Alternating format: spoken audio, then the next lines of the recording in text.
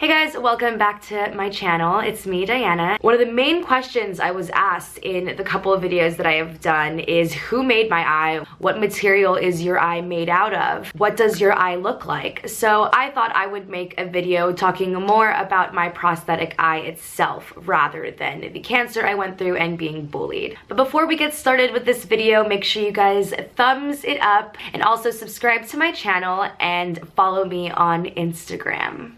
So to start off, if you guys are creeped out by eyes or whatever, then I would just suggest please don't watch this video and please don't leave a rude comment or anything. I am opening up a door to a very private part of my life and I am showing you something that I typically wouldn't do. This is a huge step for me, okay? So just please be gentle. If you guys have any questions, go ahead and ask them down below. Of course, that's fine, but just change the approach. Over the years, I have been fitted for different eyes. So as our bodies grow, so does our eyeballs, our eye sockets. So of course, I would need to get it changed over the years or else my eye wouldn't necessarily fit. Maybe my eyelids would droop down a little more. This eye right here is a little bit older, so that's why it's probably not really symmetrical as much as it was before. What I have in my hand right here is actually an eye shell that I used to use when I was younger before I received this one. So I thought it would be really cool to go ahead and show you guys what it looks like,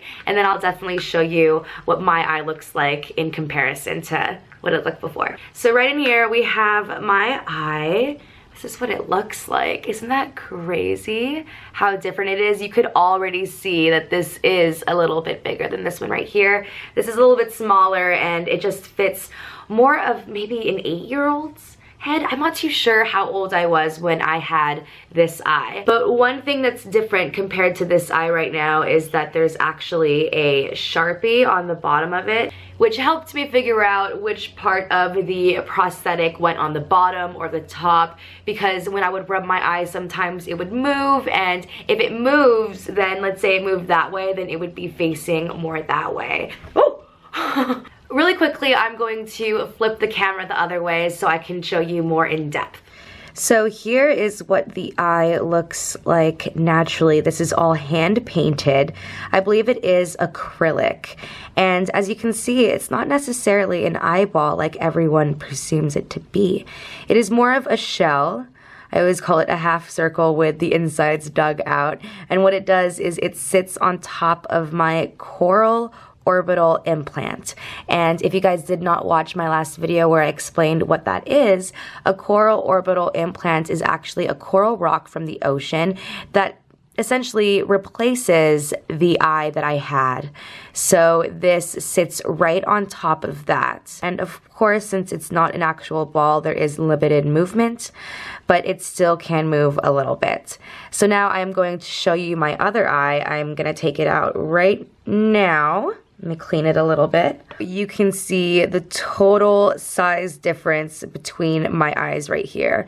This is the eye that I was just wearing. As you can see, for one, it is much, much bigger. It wraps around the coral orbital implant a little bit more. It also protrudes a little bit more, but remember, it's also because I grew over the years. Also, there is no marker on the bottom because I now know which way it's supposed to go.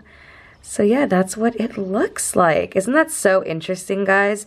And as you can see, these little lines, I don't know if you could really see that well. Let's see if I can zoom in. If you could see those lines right there, those are actual pieces of thread. And they place them individually and hand painted this whole entire part. It's so detailed and so beautiful. I'm not too comfortable with showing my face without my prosthetic. I don't think I ever will be.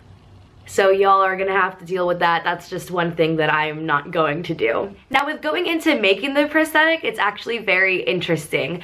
What they do is so detailed and so sophisticated and just genius work. They deserve some sort of medal for it. They're so talented. I remember going in so many times to get molds done. Imagine if you had braces, for instance. If you remember getting molds done of your teeth when you would get braces, imagine that going in my eye. So we would remove my glass eye and they would put kind of like a funnel over my eye and pour in this pink mold, and it would just go into my eye, and they would tell me to stare at one thing on the wall, and I'd have to sit there like this.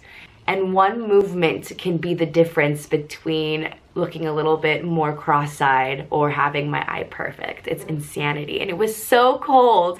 You guys would never understand that feeling unless you actually have one eye and go through it. So it's very, very interesting. And then what they do is they also take photos of your eye. They go up to you and take up-close photos so they can see the colors. They do it with a flash. They do it with the flash off. They do it with the lights on, lights off. They do it from different angles. So it's very interesting how much work goes into this. I mean, they want to make it look as realistic as possible, which of course is what we all want. I don't want my eye to look fake, you know, I want it to look real. And this is an eye that I've had for years. So if it could last that long, oh my gosh, they must be doing great work.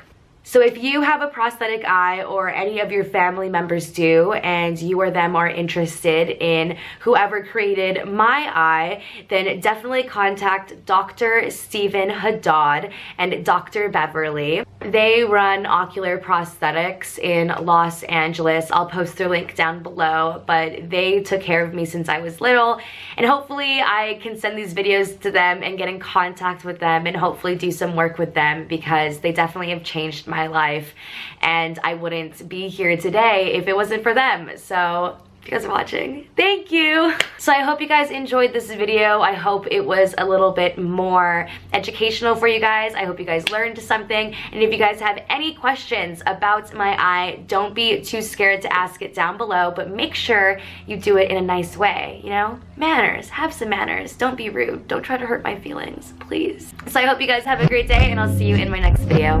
Bye.